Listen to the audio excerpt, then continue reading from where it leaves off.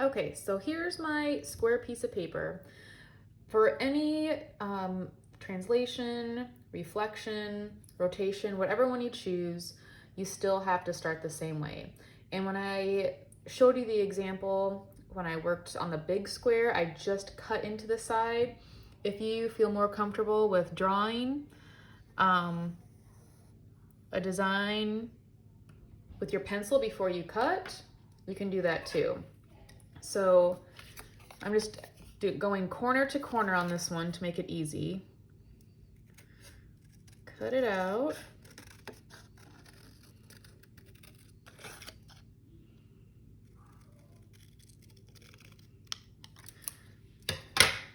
Okay, so translation, we know we just move it right over. If it was rotation, you would take that piece, and I would like you to cut and tape one at a time. So before I cut my other piece, I want to tape this one. If you have rotation, you're going to swing it around like this.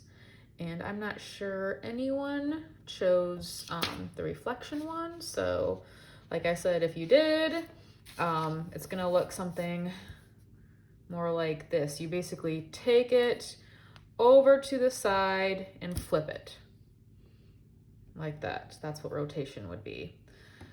But I'm just gonna do translation because I think that's what most of you did right now. So I'm just sliding it over, and I mentioned before, when you tape it, it has to be perfect. So just get a little tiny piece of tape. I have lots of Scotch tape now, so you have more access to it. So I'm gonna make sure, I'm just gonna hold it right on my desk. Make sure the corners are lined up. It should be flush. There shouldn't be any space. So hold it in place with one hand. Tape. You just need one piece. You don't have to tape all the way across, really. Once you have it in place, if you feel like you need another little piece, just to hold it in place, that's fine. You don't want any of the tape hanging over the edge because you're tracing this. You don't want anything sticking out. Okay, so for the second side, I could draw something here and move it, or draw something here. It doesn't matter. I'm gonna draw something down here.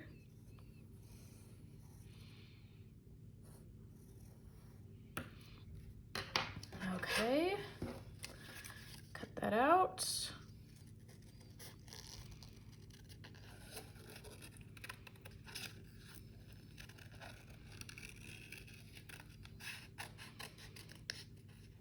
And you shouldn't have any pieces that are thrown away.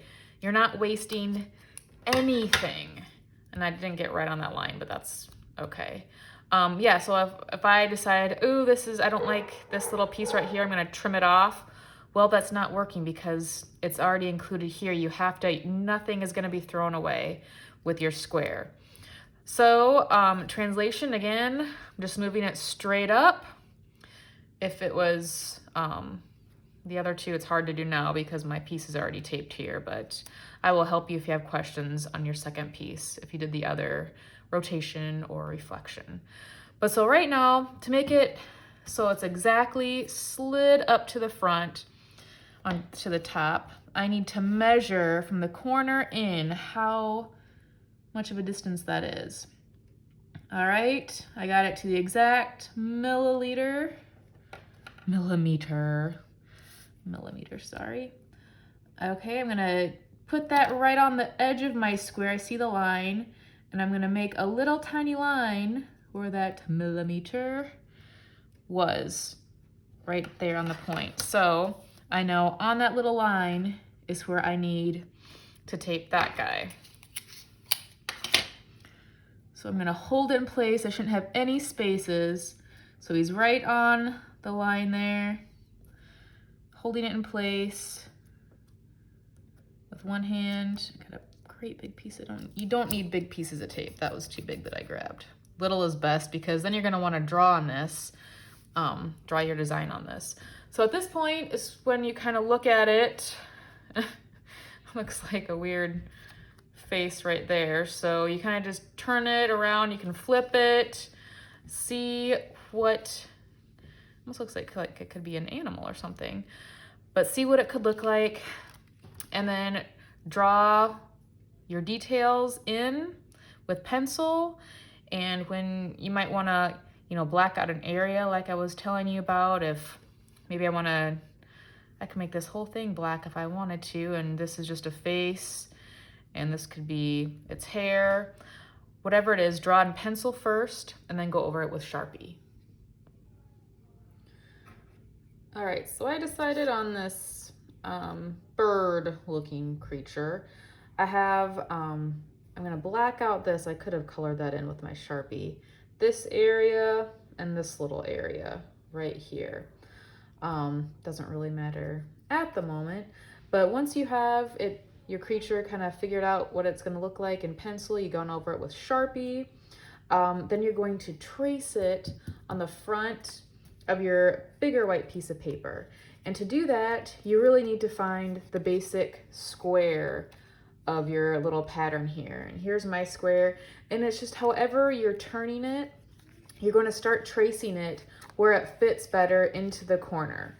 So yeah, I could start right here, putting it there, but just to make sure, or up here, just as long as you're finding a corner, so you're kind of ignoring what you taped on and just focusing on the square part of your design and putting that right into the corner, you'll be fine. And getting that first one lined up really good is important because everything else kind of connects to that. So I'm gonna line it up, then I'm just gonna trace around carefully, right? And you have to, you know, this is, again, you gotta take your time, trace around it, holding with your non-writing hand, holding it right next to where you're drawing your line to make sure your pencil doesn't slide under your pattern. All right, so that's all I needed to draw. I could go this way with it. I could go up, it doesn't matter.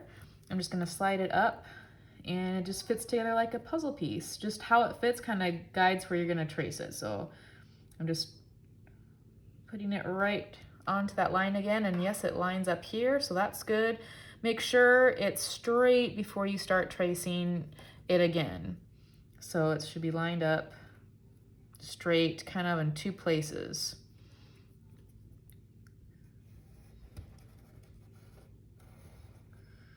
Go around the whole thing again. Obviously, you're just tracing what's hitting the paper. All right, then I move it one more time.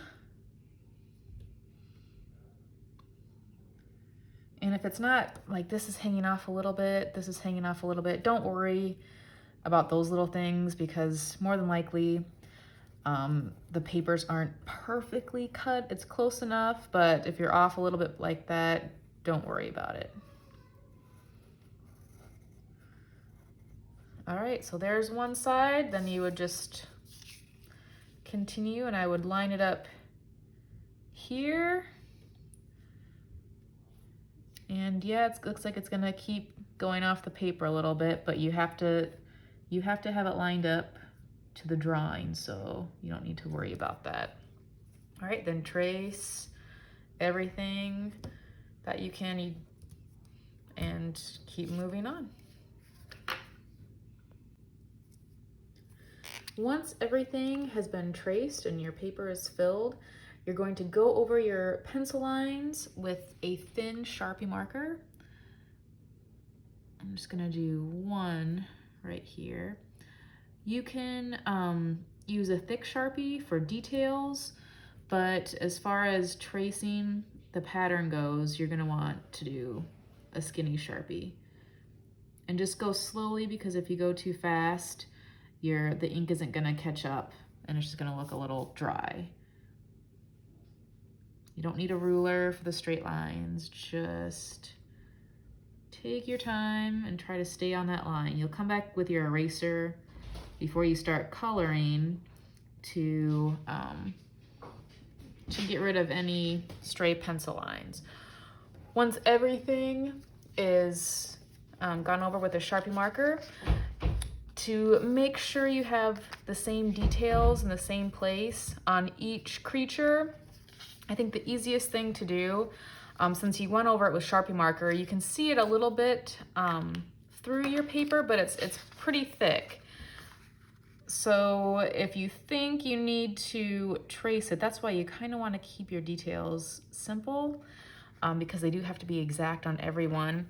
You just kind of stick it right underneath it, and if you just hold it up to the light, it's hard to show you here, just kind of hold it up, and with your paper in your hand, as best as you can, if you can just kind of lightly trace over and get the placement a little bit, and then you can come back with your Sharpie and go over those pencil lines. You might feel like you can just look at your pattern and kind of draw it as close as you can get it. It's up to you. But once you have all the details drawn, and I have my little break right there, then you're gonna go over those with Sharpie markers too. Like I said, you can do thick or thin depending on what you want your details to be. If you're filling in those empty, like this is gonna be an empty space right here, I would definitely use a thicker Sharpie to fill in that area.